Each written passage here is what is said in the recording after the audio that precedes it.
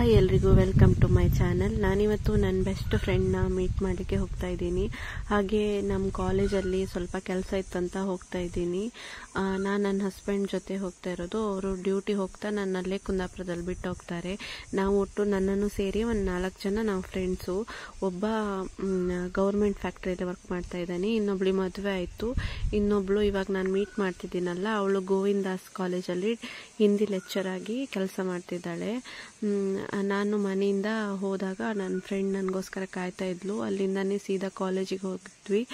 ಅಲ್ಲಿ ನಮ್ಮ political science sir ಇವಾಗ ಬಂಡಸ್ಕಸ್ ಕಾಲೇಜ್ ಪ್ರಿನ್ಸಿಪಲ್.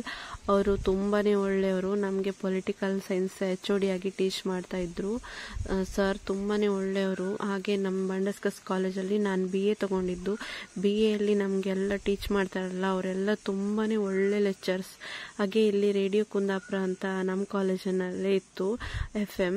ಅದನ್ನು ನೋಡಿಕೊಂಡು ಬಂದ್ವಿ. ಆ ಮ್ಯಾಮ್ ಕೂಡ ಹಾಗೆ ತುಂಬಾ ಚೆನ್ನಾಗಿ ಮಾತಾಡಿಸಿದ್ರು, ತುಂಬಾ ಒಳ್ಳೆಯವರು ಅವರು.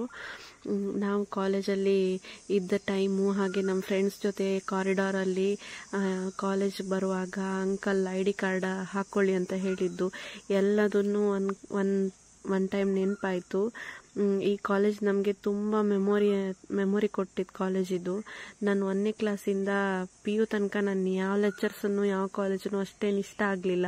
ನನ್ನ ಡಿಗ್ರಿ ಲೈಫ್ ಮಾತ್ರ ಬಂಡಸ್ಕಸ್ ಕಾಲೇಜಲ್ಲಿ ಸಖತ್ತಾಗಿತ್ತು.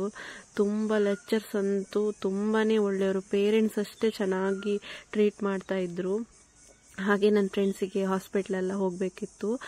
ಜಾಸ್ತಿ ಏನು ವಿಡಿಯೋ ಮಾಡ್ಕೊಳ್ಳಿಕ್ಕಾಗಲಿಲ್ಲ. ನಿಮಗೇನಾದರೂ ಈ ವಿಡಿಯೋ ಇಷ್ಟ ಆಗಿದ್ದರೆ please like, share, subscribe my channel. Thanks for watching.